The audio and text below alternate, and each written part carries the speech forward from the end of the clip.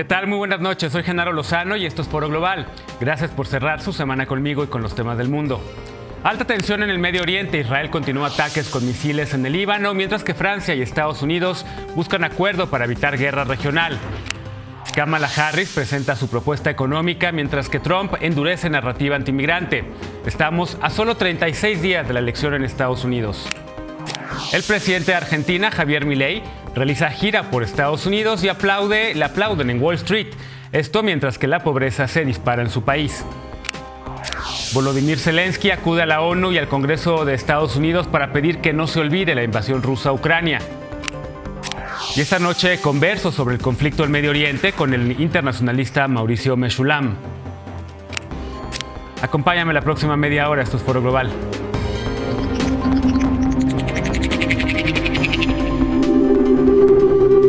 Comenzamos con los temas de la noche. Esta semana Israel elevó el tono del conflicto en el Medio Oriente, esto al lanzar diversos ataques, miles de ataques aéreos con misiles en el Líbano, argumentando que busca eliminar a integrantes de Hezbollah, terroristas de Hezbollah, que atentan contra la seguridad del Estado israelí.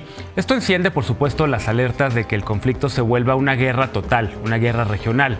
Francia y Estados Unidos están buscando un acuerdo diplomático para evitar esto, mientras que el primer ministro Benjamín Netanyahu está en Estados Unidos. Ahí defendió su política ante Naciones Unidas y recibió abucheos en la Asamblea General. El siguiente es un trabajo de mi compañero Emanuel Rosales. Nosotros venimos siendo atacados por Hezbollah ya hace 351 días, con más de 9.000 cohetes. El disparo constante de misiles por parte de Hezbollah contra territorio israelí llevó a las fuerzas de defensa de Israel a comenzar durante esta semana una de las ofensivas más intensas contra infraestructura militar del grupo libanés. Desde el 8 de octubre, Hezbollah, un grupo creado y respaldado por Irán, abrió un frente contra Israel para apoyar a Hamas y ha disparado miles de proyectiles sobre territorio israelí, provocando que las localidades del norte de Israel fueran evacuadas. Nosotros vamos a seguir golpeando a Hezbollah cada vez con más intensidad hasta que logremos el objetivo nuestro en esta guerra en lo que es el límite norte. Devolver a todos y cada uno de nuestros evacuados a sus casas. 60.000 personas que prácticamente han abandonado sus hogares. En el último año, la escalada entre estos dos enemigos históricos ha tenido diferentes episodios. Entre ellos, el ataque atribuido a Hezbollah que provocó la muerte de 12 niños en un campo de fútbol en los Altos del Golán, un territorio sirio ocupado por Israel. En una visita a la localidad afectada por ese ataque, el primer ministro Benjamín Netanyahu advirtió con fuertes represalias contra Hezbollah. במדינת ישראל לא תעבור ולא יכולה לעבור על כך לסדר היום.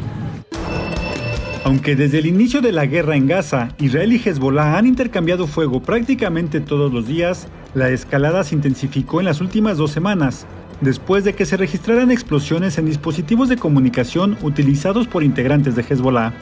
وسيواجه بحساب عسير وقصاص عادل من حيث يحتسبون ومن حيث لا يحتسبون. Con la ofensiva en Gaza a punto de cumplir un año, el ministro de Defensa Yoav Galán señaló que el foco de atención militar se estaba dirigiendo al norte y Benjamín Netanyahu prometió garantizar el regreso seguro de los israelíes desplazados en esa zona. La operación, denominada por Israel como Flechas del Norte, ha centrado sus ataques en zonas del sur del Líbano y en el este en el Valle de la Beca, lo que ha provocado una ola de desplazados y una cifra de víctimas que convierte a esta ofensiva en la más letal al menos desde la guerra de 2006. I have a message for the people of Lebanon. Israel's war is not with you. It's with Hezbollah. For too long, Hezbollah has been using you as human shields. It placed rockets in your living rooms and missiles in your garage. En una semana, las fuerzas de defensa de Israel han alcanzado más de 1.600 objetivos militares y han realizado bombardeos selectivos en Beirut contra altos mandos del grupo libanés, mientras las tropas parecen prepararse para una incursión terrestre. נכנסים פנימה, משמידים שם את האויב, הולכים חד להשמיד תשתיות. אלה הדברים שיאפשרו לנו להחזיר את תושבי הצפון אחר כך בביטחון. Pero la ofensiva también ha tenido un impacto en la población civil. El Ministerio de Salud del Líbano reportó casi 600 muertos y más de 2.000 heridos. Además, los bombardeos han provocado el desplazamiento de unas 500.000 personas. Por su parte, Hezbollah intensificó el disparo de misiles contra territorio israelí y por primera vez en la historia de este conflicto lanzó un misil de largo alcance contra Tel Aviv, que tenía como objetivo la sede del Mossad.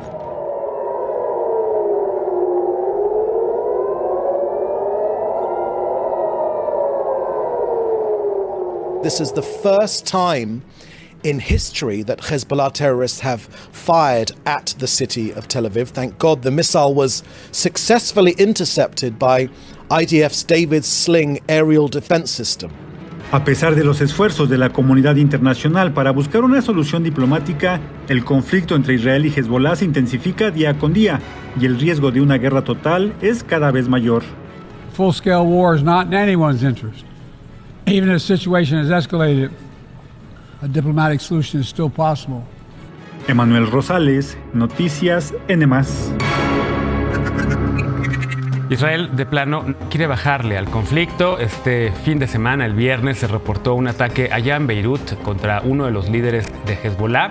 Está reportándose que Hassan Nasrallah, uno de los principales cabecillas de esta organización, fue ultimado por un ataque israelí en la capital del Líbano. En otros temas, estamos ya solamente a 36 días de la elección presidencial en Estados Unidos y tanto Kamala Harris, la candidata demócrata, como Donald Trump, el republicano, están peleando estado por estado y allí buscan el voto, por supuesto, de los estadounidenses. La demócrata acaba de presentar su programa económico, mientras que el republicano enciende la narrativa antiinmigrante, prometiendo deportaciones masivas desde el día 1 si gana la presidencia. El corresponsal Ariel Mutsazos nos envía el siguiente material.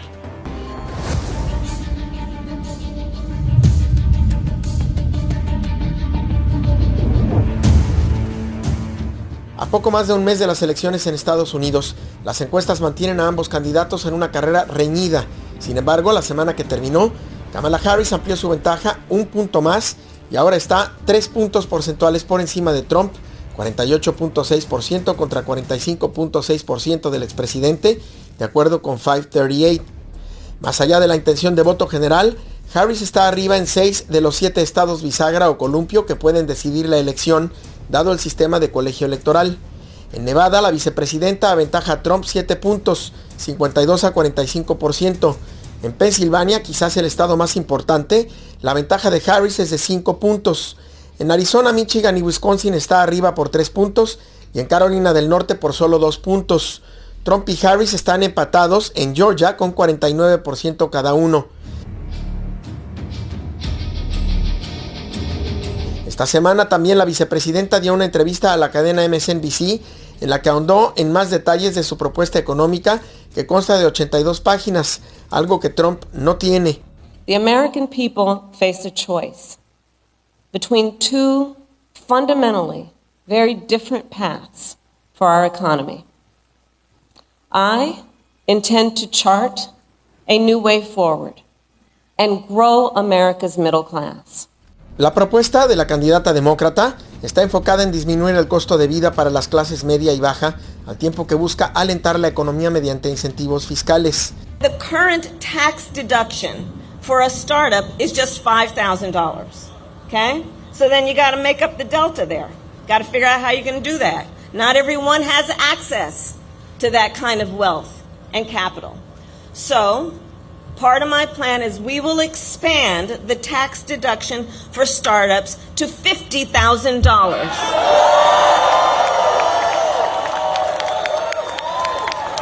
It's essentially a tax cut for starting a small business. Harris elevará los impuestos a las corporaciones de 21 a 28%, aunque aún así seguirán pagando menos del 35% que Trump redujo en 14 puntos durante su gestión presidencial. De convertirse en presidenta, Harris no va a incrementar impuestos a aquellos hogares que perciban $400,000 anuales o menos, pero elevará la carga impositiva a los más ricos. Finally, my plan will make our tax code more fair while also prioritizing investment and innovation. So let us be clear. Billionaires and big corporations must pay their fair share in taxes. Además, dará un crédito fiscal de $3,600 anuales por cada menor de edad y $6,000 una sola vez para quienes tienen recién nacidos. Asimismo, Harris otorgará créditos y otros apoyos fiscales a las pequeñas empresas y negocios. El detalle de su plan, sumado a su ventaja actual en las encuestas, hacen que Harris se encuentre en el momento más estable para su candidatura.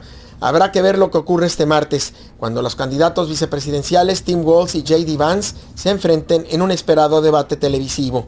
I will never sell out America to our competitors or adversaries. Never. Never. And I will always make sure we have the strongest economy and the most lethal fighting force anywhere in the world. En Estados Unidos, Ariel Moutsatsos, Noticias N+. En otros temas, esta semana fue de pasarela de jefes de Estado y de Gobierno en Naciones Unidas, esto por la Asamblea General, y el presidente argentino Javier Milei realizó una gira también, aprovechó para visitar la ciudad de Nueva York y reunirse con gente de Wall Street. Allí sonó la campana mítica de este espacio y recibió los aplausos de los financieros. También se reunió con el millonario Elon Musk. Milei también habló ante Naciones Unidas, pero mientras recibe aplausos en el mundo, la verdad es que en Argentina recibe reclamos.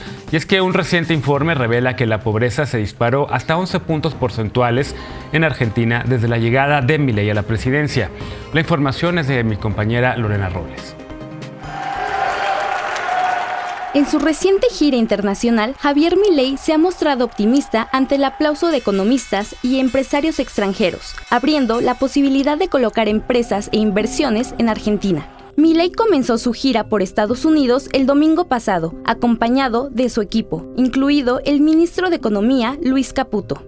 El lunes abrió la jornada en la Bolsa de Nueva York, reafirmando su compromiso con el equilibrio fiscal. Se reunió con empresarios y el martes dio su primer discurso en la ONU, donde criticó la Agenda 2030 y la influencia de China. Prometió levantar las restricciones y cambiarlas solo cuando la inflación de su país esté controlada, y defendió su política económica destacando la labor de sus ministros. Su mensaje se centró en encaminar a Argentina hacia una mayor libertad económica. Nuevamente, se reunió con Elon Musk, quien anunció que sus empresas como Tesla están considerando invertir en Argentina, mostrando interés en aprovechar el potencial del país en la producción de litio, esencial para los vehículos eléctricos. Las medidas económicas de Milei, incluida la devaluación del peso del 54%, han disparado los precios de productos y servicios, dejando a muchos trabajadores con ingresos insuficientes para enfrentar la inflación. Las medidas de austeridad implementadas por el presidente Javier Milei, que incluyen recortes de gasto público y aumentos en tarifas, estabilizaron las finanzas del país, pero profundizaron la crisis económica, impactando especialmente a los más vulnerables como niños y trabajadores. En los primeros 6 meses del 2024, la pobreza en Argentina alcanzó un 52.9% de su población, afectando a 25 millones de personas. Además, organizaciones sociales denuncian que la situación está empeorando con la indigencia en un 18%. Las extremas medidas del gobierno de Milei resaltan que el interés no está necesariamente en su población, sino en impulsar la economía del país a costa de los sectores más vulnerables. Lorena Robles, Noticias N+. En esa pasarela internacional en la ONU también estuvo el presidente de Ucrania, Volodymyr Zelensky, quien también habló ante la Asamblea General. Le pidió a todos los integrantes que no se olviden de la invasión de Rusia a Ucrania. Pero no solo eso, Zelensky también se reunió con Kamala Harris, lo hizo el jueves, con Donald Trump el viernes. A ambos candidatos a la presidencia de Estados Unidos, les pidió que su país continúe apoyando militarmente a Ucrania. Mi colega Valentín Cataldo nos informa a continuación.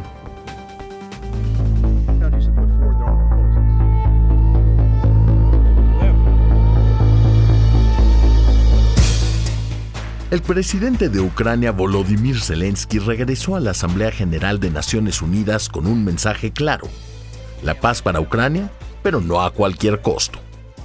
Su discurso estuvo marcado por una firme advertencia a la comunidad internacional y un llamado a Occidente para no bajar la guardia frente a la amenaza rusa. Zelensky subió este año nuevamente al estrado de la ONU para reiterar que su país no aceptará una paz impuesta.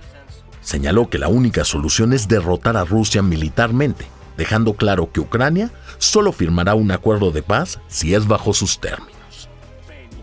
El mandatario ucraniano presentó su plan de la victoria pidiendo a Occidente más apoyo militar especialmente de Estados Unidos. Además, denunció que Moscú sigue utilizando tácticas que podrían llevar a una catástrofe nuclear, con ataques a infraestructuras energéticas clave.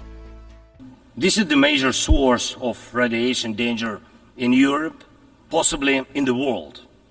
That's why, in the peace formula I presented, the first point is about nuclear safety. In Ukraine, we know exactly what we are dealing with.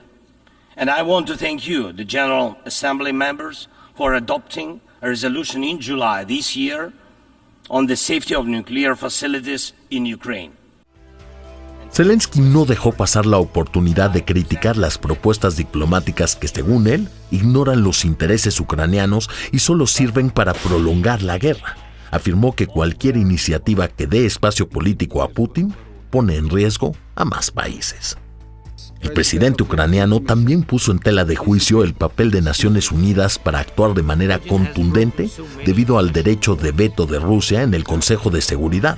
Por ello, reiteró su llamado a que se respete la integridad territorial y la soberanía de Ucrania como base para cualquier acuerdo.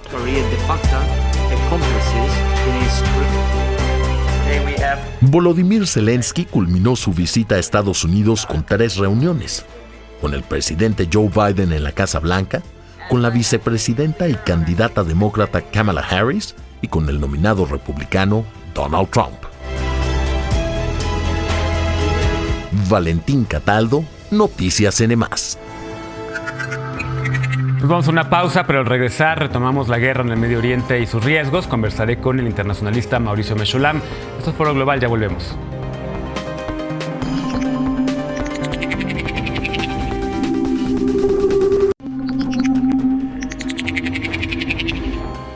Estamos de regreso en Foro Global. Esta noche saludo con mucho gusto a Mauricio Mechoulam.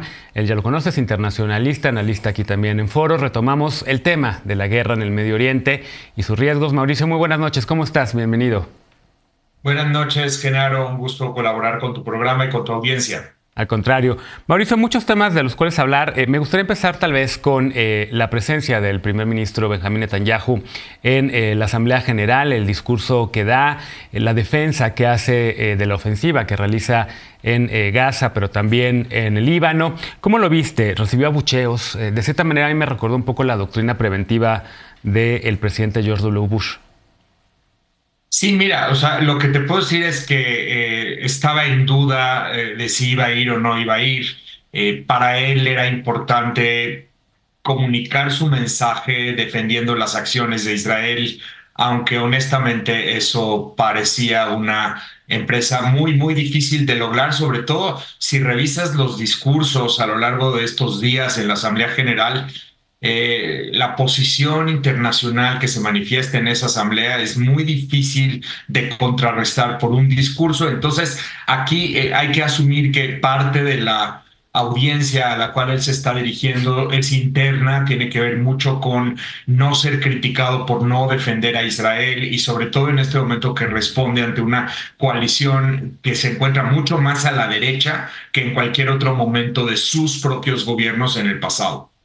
Así es, eso por un lado, y por el otro, el primer ministro acude a esta Asamblea General en momentos en los que se intensificó de cierta manera los ataques de Israel contra distintas posiciones en el Líbano, incluidos algunos suburbios de la capital en Beirut. Miles de ataques se están reportando. ¿Nos puedes explicar un poco, para quien no entiende el conflicto, querido Mauricio, por qué Israel está atacando a otra nación soberana, el Líbano? ¿Por qué habla de Hezbollah y el tema también de Hamas? ¿Cuál es la relación entre estas dos organizaciones? Israel había empezado una ofensiva primero contra Hamas en Gaza y ahora se extiende también al Líbano con Hezbollah. Mira, es complejo el tema, déjame tratar de resumirlo así. Hezbollah y Hamas son dos agrupaciones distintas.